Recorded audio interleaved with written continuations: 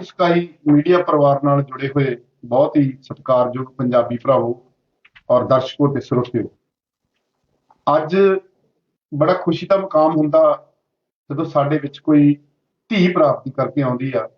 ਔਰ ਸਾਡਾ ਇਸ ਪ੍ਰੋਗਰਾਮ ਦਾ ਸੈਗਮੈਂਟ ਵੀ ਹੁਨਰਮੰਦ ਧੀਆਂ, ਅਸੀਂ ਉਹਨਾਂ ਧੀਆਂ ਨੂੰ ਆਪ ਜੀ ਦੇ ਰੂਬਰੂ ਕਰਕੇ ਮਾਣ ਮਹਿਸੂਸ ਕਰਦੇ ਹਾਂ ਜਿਨ੍ਹਾਂ ਨੇ ਆਪਣੀ ਜ਼ਿੰਦਗੀ ਦੇ ਵਿੱਚ ਵਿਸ਼ੇਸ਼ ਪ੍ਰਾਪਤੀਆਂ ਕੀਤੀਆਂ। ਕਿਉਂਕਿ ਉਹ ਵੀ ਇੱਕ ਸਮਾਂ ਸੀ ਜਦੋਂ ਔਰਤ ਨੂੰ ਪਰਦੇ ਵਿੱਚੋਂ ਬਾਹਰ ਨਹੀਂ ਸੀ ਆਉਣ ਦਿੱਤਾ ਜਾਂਦਾ, ਧੀਆਂ ਦੇ ਪੜ੍ਹਨ ਤੇ ਪਾਬੰਦੀ ਸੀ, ਧੀਆਂ ਘਰੋਂ ਬਾਹਰ ਨਹੀਂ ਸੀ ਨਿਕਲ ਸਕਦੀਆਂ। ਪਰ ਅੱਜ ਉਹ ਧੀਆਂ ਜਿਹੜੀਆਂ ਵਾ ਉਹ ਵੱਖ-ਵੱਖ ਬਹੁਤ ਉੱਚੇ ਅਹੁਦਿਆਂ ਤੇ, ਇੱਥੋਂ ਲੈ ਕੇ ਧਰਤੀ ਤੋਂ ਲੈ ਕੇ ਅਸਮਾਨ ਤੱਕ ਅੱਜ ਧੀਆਂ ਦਾ ਜਿਹੜਾ ਯੁੱਗ ਹੈ, ਧੀਆਂ ਦੇ ਯੁੱਗ ਦੇ ਵਿੱਚ, ਕਿਉਂਕਿ ਇਹ ਧੀਆਂ ਐਸੀਆਂ ਇੱਕ ਪਰਿਵਾਰ ਦੀਆਂ ਔਰ ਸਮਾਜ ਦੀਆਂ ਨੀਹਾਂ ਨੇ ਜਿਨ੍ਹਾਂ ਨੇ ਦੋ ਪਰਿਵਾਰਾਂ ਦਾ ਨਾਮ ਉੱਚਾ ਕਰਨਾ। ਔਰ ਦੋ ਪਰਿਵਾਰਾਂ ਤੋਂ ਗਾਂਹ ਜਿਹੜੀ ਕੁੱਲ ਵਾ ਉਹ ਵੀ ਧੀਆਂ ਦੇ ਸਿਰ ਤੇ ਤੁਰਦੀ ਆ। ਉਹ ਗੱਲਾਂ ਬਹੁਤ ਪੁਰਾਣੀਆਂ ਹੋ ਗਈਆਂ, ਉਹ ਸਮਾਜ ਬਹੁਤ ਪੁਰਾਣਾ ਹੋ ਗਿਆ ਜਦੋਂ ਅਸੀਂ ਪੁੱਤਾਂ ਦੇ ਸਿਰ ਤੇ ਕਹਿੰਦੇ ਹੁੰਦੇ ਸੀ ਵੀ ਸਾਡੀ ਕੁੱਲ ਤੁਰਦੀ ਆ। ਧੀਆਂ ਬਹੁਤ ਉੱਚੇ ਅਹੁਦਿਆਂ ਤੇ ਪਹੁੰਚੀਆਂ, ਧੀਆਂ ਨੇ ਬੜਾ ਮਾਣ ਵਧਾਇਆ, ਸਮਾਜ ਦੇ ਵਿੱਚ ਨਾਮ ਵਧਾਇਆ। ਸੋ ਇਹੋ ਜਿਹੀਆਂ ਹੁਨਰਮੰਦ ਧੀਆਂ ਜਦੋਂ ਸਾਡੇ ਵਿੱਚ ਆਉਂਦੀਆਂ ਨੇ ਤੇ ਅਸੀਂ ਹਮੇਸ਼ਾ ਹੀ ਉਹਨਾਂ ਨੂੰ ਜੀ ਆਇਆ ਕਹੀਏ।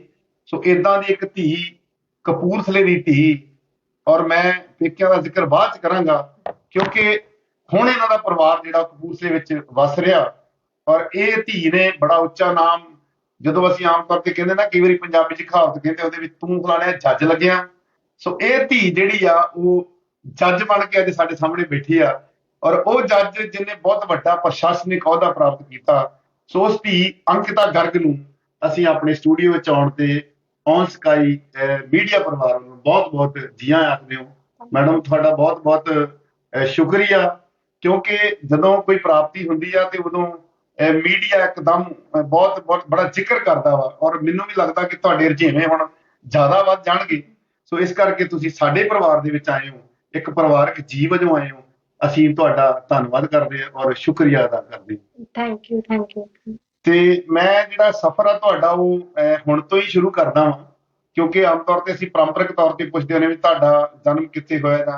ਮੈਂ ਇੱਥੋਂ ਹੀ ਸ਼ੁਰੂ ਕਰਦਾ ਕਿ ਹੁਣ ਜਿਹੜਾ ਇਸ ਵੇਲੇ ਦਾ ਪਲ ਵਾ ਉਹ ਤੁਹਾਡੇ ਵਾਸਤੇ ਕਿਹੋ ਜਿਹਾ ਔਰ ਕਿੱਦਾਂ ਦੀ ਖੁਸ਼ੀ ਆ ਤੁਹਾਡੇ ਮਨ ਦੇ ਵਿੱਚ ਕਿ ਇਹ ਜਿਹੜਾ ਅਹੁਦਾ ਤੁਸੀਂ ਪ੍ਰਾਪਤ ਕੀਤਾ ਅੱਜ ਜ਼ਿੰਦਗੀ ਦੇ ਵਿੱਚ, ਇਹ ਸਾਡੀਆਂ ਧੀਆਂ ਵਾਸਤੇ ਜਿਹੜੀਆਂ ਆਉਣ ਵਾਲੀਆਂ ਪੀੜ੍ਹੀਆਂ ਪ੍ਰੇਰਨਾ ਸਰੋਤ ਹੋਏਗਾ।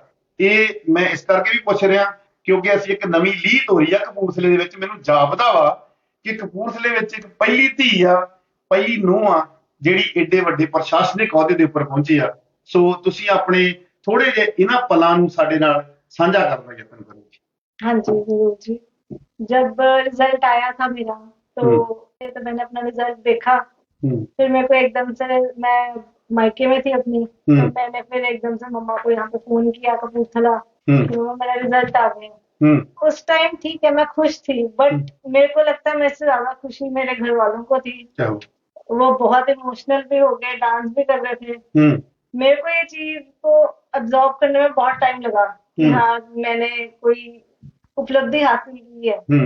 मेरे घर वाले, मेरे को लगता है मेरे से ज्यादा खुश थे उस टाइम पे। तो मुझे उनकी सपोर्ट बहुत रही है, चाहे वो मायके से हो, चाहे ससुराल से हो, चाहे मेरे हस्बैंड की हो। तो उनकी खुशी मेरे को लगता है मेरे से ज्यादा है। ਬਹੁਤ ਵਧੀਆ। ਜਿਹੜੇ ਪਰਿਵਾਰਕ ਜੀ ਆ ਉਹਦੇ ਨਾਲ ਸਾਡੇ ਸਮਾਜ ਵਿੱਚ ਵੀ ਖੁਸ਼ੀ ਦੀ ਲਹਿਰ ਫੈਲੀ। ਜੋ ਤੁਹਾਡਾ ਜ਼ਿਕਰ ਆਇਆ ਕਿ ਕਪੂਰਥਲੇ ਦੀ ਧੀ ਅੰਕਿਤਾ ਗਰਗ ਨੇ ਏਡਾ ਵੱਡਾ ਜਿਹੜਾ ਮੁਕਾਮ ਹਾਸਲ ਕੀਤਾ। ਸੋ ਕਪੂਰਥਲੇ ਵਾਲਿਆਂ ਵਾਸਤੇ ਵੀ ਇੱਕ ਬੜਾ ਖੁਸ਼ੀ ਦਾ ਮੁਕਾਮ ਆਇਆ। ਔਰ ਮੈਨੂੰ ਥੋੜਾ ਜਿਹਾ ਆਪਣੇ ਹੁਣ ਥੋੜਾ ਪਿੱਛੇ ਜਾਈਏ ਆਪਾਂ ਕਿ ਇਸ ਅਹੁਦੇ ਤੇ ਪਹੁੰਚਣ ਲਈ ਤੁਹਾਨੂੰ ਕਿੰਨੀ ਕੁ ਮਿਹਨਤ ਕਰਨੀ ਪਈ ਔਰ ਕਿੱਥੋਂ ਤੁਸੀਂ ਜਿਹੜੀ ਆ ਉਹ ਵਿੱਦਿਆ ਗ੍ਰਹਿਣ ਕੀਤੀ। ਉਹ ਪਰਿਵਾਰ ਕਿੱਦਾਂ ਦਾ ਸੀ ਜਿਹਦੇ ਵਿੱਚੋਂ ਇੱਕ ਧੀ ਨੇ ਜਨਮ ਲੈ ਕੇ, ਔਰ ਕਿੱਦਾਂ ਦੀਆਂ ਪਰਿਵਾਰਕ ਪਰਿਸਥਿਤੀਆਂ ਸੀ? ਤੁਹਾਨੂੰ ਹਮੇਸ਼ਾ ਹੀ ਸ਼ਾਬਾਸ਼ੀ ਮਿਲਦੀ ਰਹੀ ਜਾਂ ਕਿ ਕਿਸੇ ਤਰ੍ਹਾਂ ਦਾ ਕੋਈ ਮੁਸ਼ਕਲ ਵੀ ਆਈ ਤੁਹਾਨੂੰ? ਉਹਦੇ ਬਾਰੇ ਜ਼ਰੂਰ ਸਾਨੂੰ ਜਿਹੜਾ ਜ਼ਿਕਰ करੋ। स्कूल में मेरा ठीक था, परफॉर्मेंस शुरू से ही ठीक रहा है, बहुत बुरा नहीं रहा था। तो मैंने उसके बाद, मेरी फैमिली पीछे से बिजनेस फैमिली है, कोई प्रोफेशनल हमारे घर में या लॉ की फील्ड में तो दूर दूर तक कोई नहीं है। तो मैंने जब बीकॉम करी, पहले मैंने उसके 12th के बाद बीकॉम की चंडीगढ़, तब मैंने सीएस अपने साथ शुरू की थी। तब मेरे सीएस में लॉ के सब्जेक्ट जरूर होते थे, तो मेरा बड़ा इंटरेस्ट रहता था कि लॉ में मेरा मेरे को लगता था कि मेरा ज्यादा इंटरेस्ट इसमें है, तो मैंने लॉ शुरू कर दी उस टाइम पे, बिना सोचे समझे। मेरा कोई फोकस नहीं था कि मैंने जुडिशियल ऑफिसर बनना है। तो मेरे घर वालों ने भी मुझे कभी नहीं मना किया, जो करना है करो, अपनी पढ़ाई कंप्लीट करो, जिस फील्ड में जाना जाओ। तो मैंने जब लॉ किया तो मैं जजमेंट्स पढ़ती थी। तो उस टाइम पे मेरा इंटरेस्ट बना कि मेरे में ये चीज थी कि मैं भी लोगों में इंसाफ करूं, जस्टिस जो है वो मिलना चाहिए सबको। तो फिर उसके 2014 के बाद मैंने अपना ये शुरू किया, तैयारी करनी शुरू की। फिर 2018 में मेरी शादी होगी, पहले मेरा नहीं क्लियर हो पाया, बट मैंने हिम्मत नहीं छोड़ी। फिर मेरी फैमिली ने मुझे बड़ा सपोर्ट किया। फिर मैंने फिर से अपना शुरू की कि मैं अपनी तैयारी करूं, और फिर आज मेरी सिलेक्शन हो गई। मुझे 8 साल लग गए इसको हासिल करने में, लेकिन जब बंदा सारा सफर भूल जाता है, वो 8 साल की जितनी स्ट्रगल थी, और उस खुशी से वो सारी स्ट्रगल मैं भूल गई हूँ। ਬਹੁਤ ਬਹੁਤ ਚੰਗੀ ਗੱਲ ਆ ਕਿ ਦੇਖੋ ਅਸੀਂ ਕਈ ਵਾਰੀ ਨਾ ਹੌਸਲਾ ਛੱਡ ਜਾਂਦੇ ਹਾਂ। ਹੌਸਲਾ ਛੱਡ ਜਾਂਦੇ ਆ ਤੇ ਉਸ ਵੇਲੇ ਸਾਡਾ ਕਈ ਵਾਰੀ ਅਸੀਂ ਮੁਕਾਮ ਦੇ ਲਾਗੇ ਪਹੁੰਚੇ ਹੁੰਦੇ ਆ। ਕਹਿੰਦੇ ਆ ਵੀ ਕਿਸਮਤ ਜਿਹੜੀ ਆ ਵੀ ਉਹ ਰੱਬ ਜਿਹੜਾ ਉਹ ਹਰ ਇੱਕ ਦੇ ਅੱਗੇ ਇੱਕ ਪਰਸ ਸੁੱਟ ਦਿੰਦਾ, ਬਟੂਆ ਸੁੱਟ ਦਿੰਦਾ, ਪਰ ਉਹਨੂੰ ਚੁੱਕਣਾ ਹਿੰਮਤ ਕਰਨੀ ਉਹ ਸਾਡੇ ਤੇ ਡਿਪੈਂਡ ਕਰਦੀ ਆ। ਜੇ ਬੰਦੇ ਦੀ ਜ਼ਿੰਦਗੀ 'ਚ ਕਈ ਵਾਰੀ ਇਹੋ ਜਿਹੇ ਉਤਰਾਅ ਚੜਾਅ ਆਉਂਦੇ ਆ, ਪਰ ਫਿਰ ਵੀ ਤੁਸੀਂ ਹਿੰਮਤ ਦੇ ਨਾਲ ਉਹ ਚੋਟੀ ਸਰ ਕੀਤੀ ਅੱਜ ਤੇ ਉਹ ਮੁਕਾਮ ਹਾਸਲ ਕੀਤਾ। ਸੋ ਮੈਂ ਆਪਣੇ ਸਰੋਤਿਆਂ ਦੇ ਨਾਲ, ਦਰਸ਼ਕਾਂ ਦੇ ਨਾਲ ਇੱਕ ਗੱਲ ਹੋਰ ਬੜੀ ਖੁਸ਼ੀ ਨਾਲ ਸਾਂਝੀ ਕਰ ਰਿਹਾ ਕਿ ਇਹਨਾਂ ਦੇ ਜਿਹੜੇ ਇਨ-ਲਾਅਜ਼ ਦੇ ਵਿੱਚ ਮਦਰ ਇਨ-ਲਾਅ ਨੇ, ਉਹ ਵੀ ਇੱਕ ਅਧਿਕਾਰੀ ਨੇ ਔਰ ਅਕੈਡੈਮਿਕ ਦੇ ਵਿੱਚ ਉਹਨਾਂ ਦਾ ਬੜਾ ਵੱਡਾ ਨਾਮ ਹੈ, ਕਾਲਜ ਦੇ ਪ੍ਰਿੰਸੀਪਲ ਨੇ ਉਹ, ਔਰ ਉਹਨਾਂ ਦਾ ਵੀ ਜਿਹੜਾ ਉਹ ਜ਼ਿਕਰ ਹਮੇਸ਼ਾ ਛਿੜਦਾ, ਅਕਾਦਮਿਕ ਹਲਕਿਆਂ ਦੇ ਵਿੱਚ ਉਹਨਾਂ ਦਾ ਜ਼ਿਕਰ ਆਉਂਦਾ, ਕਿਉਂਕਿ ਕਾਲਜ ਦੀ ਜਿਹੜੀ ਪ੍ਰਾਪਤੀ ਉਹ ਵੀ ਵੱਡੀ ਆ।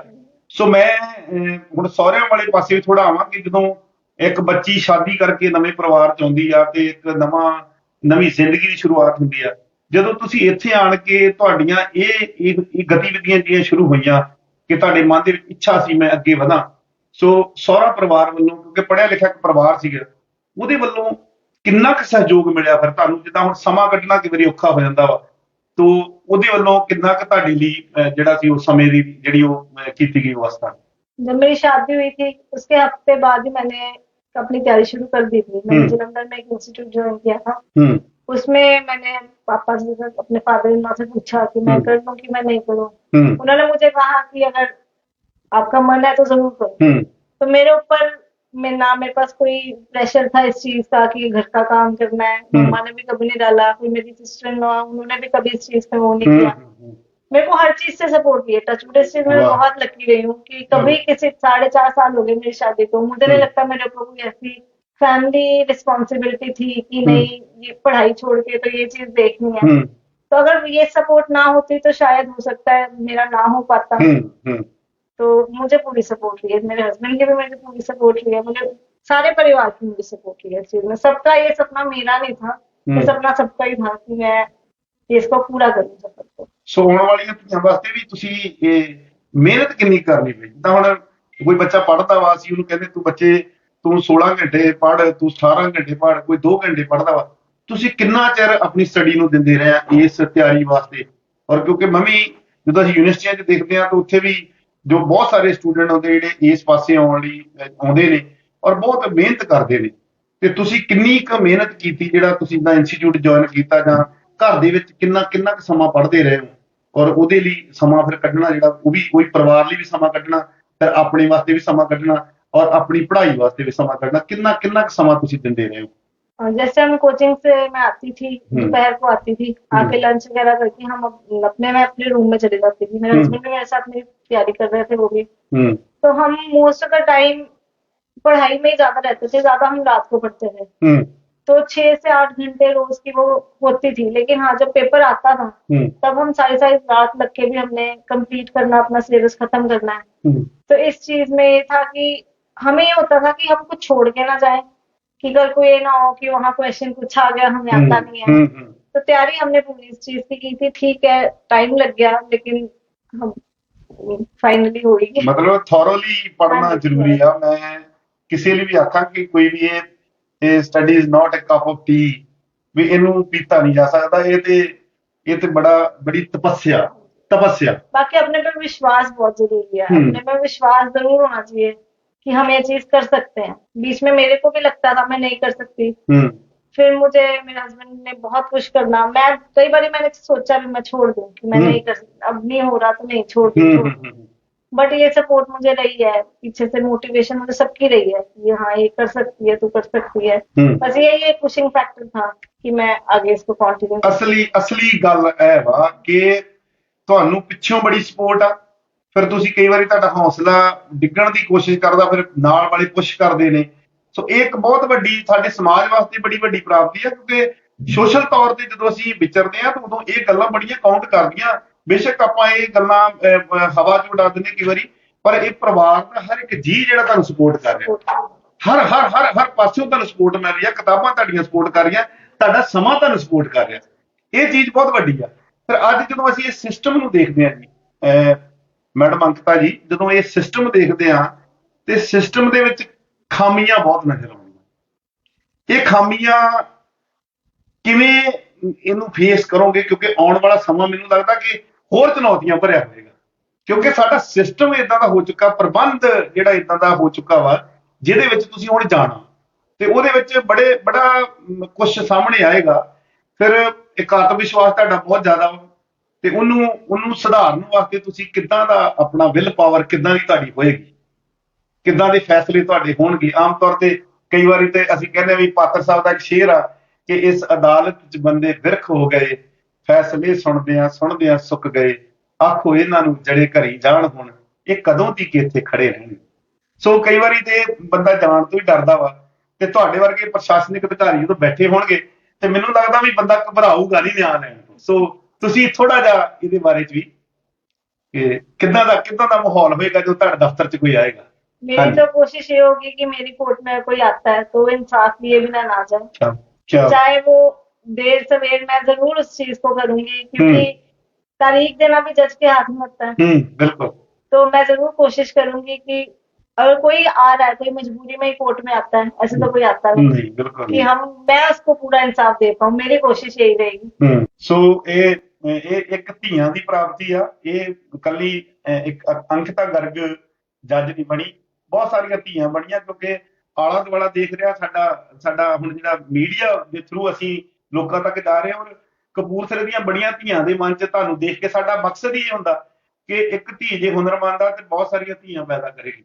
ਉਹਨੇ ਤੁਹਾਡੇ ਵੱਲ ਦੇਖ ਕੇ ਤੁਹਾਡੇ ਕੋਲੋਂ ਲੋਕ ਪੁੱਛਣ ਆਇਆ ਕਰਨਗੇ ਕਿ ਅਸੀਂ ਵੀ ਆਪਣੀਆਂ ਧੀਆਂ ਨੂੰ ਜਿਹੜਾ ਉਹ ਇਹ ਤੋਂ ਅੱਗੇ ਵਧਾਈਏ। ਸੋ ਇਹ ਜਿਹੜਾ ਪ੍ਰਾਪਤੀ ਤੁਹਾਡੀ ਜਿਹੜੀ ਸਾਰੇ ਸਮਾਜ ਦੇ ਨਾਲ ਜੁੜੀ ਹੋਈ ਆ, ਸੋ ਕੋਈ ਧੀਆਂ ਵਾਸਤੇ ਤੁਸੀਂ ਵਧੀਆ ਸੰਦੇਸ਼ ਦੇਣਾ ਚਾਹੋ? ਕਿਉਂਕਿ ਧੀਆਂ ਜੇ ਅਸੀਂ ਕੁੱਖ 'ਚ ਮਾਰਨ ਦੀ ਗੱਲ ਕਰਦੇ ਤੇ ਮਰ ਅੱਜ ਵੀ ਰਹੀਆਂ। ਬੇਸ਼ੱਕ ਇਹ ਕੰਮ ਘਟ ਗਿਆ, ਉਹਨਾਂ ਧੀਆਂ ਨੂੰ ਸੰਦੇਸ਼ ਦਿਓ ਕਿ ਤੁਸੀਂ ਕਿੱਦਾਂ ਦਾ ਸਮਾਜ ਸਿਰਜ ਸਕਦੀਆਂ ਵਾ, ਤੁਸੀਂ ਕਿੱਦਾਂ ਮਾਣ ਮਹਿਸੂਸ ਹੁੰਦਾ, ਕਿਹੜੇ ਡੰਡੇ ਤੇ ਜਾ ਕੇ ਤੁਸੀਂ ਤੁਹਾਨੂੰ ਫਿਰ ਲੱਗਦਾ ਵੀ ਹਾਂ ਵਾਕਿਆ ਸਮਾਜ ਸਾਡਾ ਸੋਹਣਾ ਹੋ ਸਕਦਾ। ਮੇਰੀ तो यही है कि लड़कियों को पढ़ना चाहिए, पढ़ाई बहुत जरूरी है, चाहे आप कुछ करो ना करो, पढ़ाई नहीं छोड़नी चाहिए। और अपने पे विश्वास बहुत जरूरी है। अपने पे विश्वास होगा तो दुनिया मुट्ठी में कर सकते हो, और अगर अपने पे विश्वास नहीं है तो कोई भी आपको वो कर सकता है कि नीचे कर सकता है। सो अपने पे विश्वास बहुत जरूरी है, और एजुकेशन बहुत जरूरी है लड़कियों के लिए, जो मुझे लगता है आज के टाइम की नहीं है। ਦੋ ਗੱਲਾਂ ਮੈਡਮ ਹੁਣਾਂ ਤੋਂ ਜਿਹੜਾ ਜਿੰਨੀ ਵੀ ਅਸੀਂ ਗੱਲਬਾਤ ਕੀਤੀ ਹੈ ਨਿਕਲ ਕੇ ਸਾਹਮਣੇ ਆ ਰਹੀਆਂ ਕਿ ਵਿਸ਼ਵਾਸ, ਦ੍ਰਿੜ ਇਰਾਦਾ ਔਰ ਐਜੂਕੇਸ਼ਨ। ਜੇ ਐਜੂਕੇਸ਼ਨ ਹੋਏਗੀ ਤੇ ਵਿਸ਼ਵਾਸ ਬਣੇਗਾ, ਵਿਸ਼ਵਾਸ ਨਾਲ ਤੁਸੀਂ ਆਪਣੀ ਗੱਲ ਕਹਿ ਸਕਦੇ ਹੋ। ਔਰ ਇਹੀ ਇੱਕ ਵੱਡਾ ਸਾਡੇ ਵਾਸਤੇ ਪ੍ਰੇਰਨਾ ਹੈ, ਔਰ ਇਹੀ ਸਾਡਾ ਮਕਸਦ ਇਹੋ ਹੋਏਗਾ ਜ਼ਿੰਦਗੀ ਦੇ ਵਿੱਚ ਕਿ ਇਹ ਧੀਆਂ ਅੱਗੇ ਵਧਦੀਆਂ ਰਹਿਣ, ਧੀਆਂ ਮੰਜ਼ਿਲਾਂ ਨੂੰ ਪ੍ਰਾਪਤ ਕਰਦੀਆਂ ਰਹਿਣ, ਧੀਆਂ ਅਸਮਾਨ ਨੂੰ ਛੂਹਦੀਆਂ ਰਹਿਣ।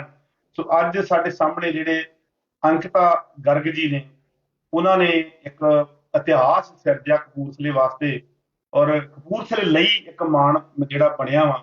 ਔਰ ਮੈਂ ਪਰਿਵਾਰ ਵਾਲਿਆਂ ਨੂੰ ਵੀ ਇਸ ਗੱਲ ਦੀ ਵਧਾਈ ਦਿੰਦਾ, ਆਪਣੇ ਸ਼ਹਿਰ ਨੂੰ ਵਧਾਈ ਦਿੰਦਾ, ਆਪਣੇ ਸਮਾਜ ਨੂੰ ਵਧਾਈ ਦਿੰਦਾ, ਕਿਉਂਕਿ ਇਹੋ ਜਿਹੀਆਂ ਧੀਆਂ ਜਿਹੜੀਆਂ ਨੇ ਉਹ ਹਮੇਸ਼ਾ ਹੀ ਸਾਡੇ ਲਈ, ਸਾਡੇ ਸਮਾਜ ਲਈ ਇੱਕ ਨਵਾਂ ਸਿਰਜਦੀਆਂ ਰਹਿੰਦੀਆਂ ਨੇ। ਤੁਹਾਡੀ ਕੋਈ ਖਾਸ ਜ਼ਿੰਦਗੀ ਦਾ ਇੰਸੀਡੈਂਟ ਜਦੋਂ ਕਦੀ ਬੰਦੇ ਨੂੰ ਮਾਂ ਚੇਤੇ ਆ ਜਾਂਦੀ, ਕਦੀ ਪਿਓ ਚੇਤੇ ਆ ਜਾਂਦਾ, ਕਦੀ ਸੱਸ ਚੇਤੇ ਆਉਂਦੀ, ਕਦੇ ਸਹੁਰਾ ਚੇਤੇ ਆਉਂਦਾ, ਪਤੀ ਆਉਂਦਾ, ਬੱਚੇ ਆਉਂਦੇ ਆ, ਇਦਾਂ ਦੀ ਮੂਵਮੈਂਟ ਕੋਈ ਸਾਂਝੀ ਇਮੋਸ਼ਨਲ ਮੂਵਮੈंट ਸਾਡੇ ਨਾਲ ਕੋਈ ਸਾਂਝੀ ਕਰੇ? मैं सही बताऊं, ये जुडिशियल ऑफिसर बनना मेरा सपना नहीं था कभी भी। क्या क्या ये मेरे हस्बैंड का सपना था। उन्होंने ही मेरे मन में ये चीज डाली थी और ये सपना मैंने पूरा भी उन्हीं के लिए किया। क्या यही इमोशनल अटैचमेंट देखो अपना ਸੁਪਨਾ ਕਿਸੇ ਦੇ ਸੁਪਨੇ ਨੂੰ ਆਪਣਾ ਬਣਾ ਕੇ ਜਦੋਂ ਹੁਣ ਤੁਸੀਂ ਜ਼ਿੰਦਗੀ ਦੇਣੀ ਆ ਤੇ ਇਹ ਵੀ ਵੱਡੀ ਪ੍ਰਾਪਤੀ ਆ ਅਸਲ 'ਚ ਇਮੋਸ਼ਨ ਹੁੰਦੇ ਹੀ ਨੇ ਇਮੋਸ਼ਨਲ ਜਦੋਂ ਬੰਦਾ ਕਹਿੰਦਾ ਕਿਵੇਂ ਰੋ ਪਿਆ ਇਮੋਸ਼ਨਲ ਹੋਣਾ ਰੋਣਾ ਨਹੀਂ ਹੁੰਦਾ ਇਮੋਸ਼ਨਲ ਆਹ ਹੀ ਹੁੰਦਾ ਅਟੈਚਮੈਂਟ ਆ ਤੁਹਾਡੀ ਘਰ ਨਾਲ ਅਟੈਚਮੈਂਟ ਆ ਸੋ ਕਪੂਰਥਲੇ ਨਾਲ ਇਦਾਂ ਹੀ ਤੁਹਾਡੀ ਅਟੈਚਮੈਂਟ ਬਣੀ ਰਵੇ ਔਰ ਕਪੂਰਥਲਾ ਤੁਹਾਡੇ ਤੇ ਮਾਣ ਕਰਦਾ ਰਵੇ ਤੁਸੀਂ ਹੋਰ ਉੱਚੀਆਂ ਪ੍ਰਾਪਤੀਆਂ ਕਰੋ ਸੋ ਸਾਡੇ ਸਟੂਡੀਓ 'ਚ ਆਏ ਹੋ ਔਰ ਤੁਹਾਡੇ ਪਰਿਵਾਰ ਨੂੰ ਤੁਹਾਨੂੰ ਵੈਲਕਮ ਤੁਸੀਂ ਇਦਾਂ ਹੀ ਸਾਡੇ ਕੋਲ ਆਉਂਦੇ ਰਹੋ ਸਮਾਂ ਕੱਢਦੇ ਰਹੋ ਤੇ ਅਸੀਂ ਤੁਹਾਡੀਆਂ ਗੱਲਾਂ ਜਿਹੜੀਆਂ ਵਾ ਉਹ ਇਦਾਂ ਹੀ ਆਪਣੀਆਂ ਧੀਆਂ ਨੂੰ ਸੁਣਾਉਂਦੀਆਂ ਰਹੀਏ ਔਰ ਨਵੀਆਂ ਪੈੜਾਂ ਪੈਂਦੀਆਂ ਬਹੁਤ ਬਹੁਤ ਸ਼ੁਕਰੀਆ ਅੰਕਿਤਾ ਗਰਗ ਜੀ ਬਹੁਤ ਬਹੁਤ ਸ਼ੁਕਰੀਆ ਬਣੇ ਰਹੋ ਹਰ ਤਾਜ਼ਾ ਅਪਡੇਟ ਦੇ ਲਈ ਔਨ ਸਕਾਈ TV ਨਾਲ।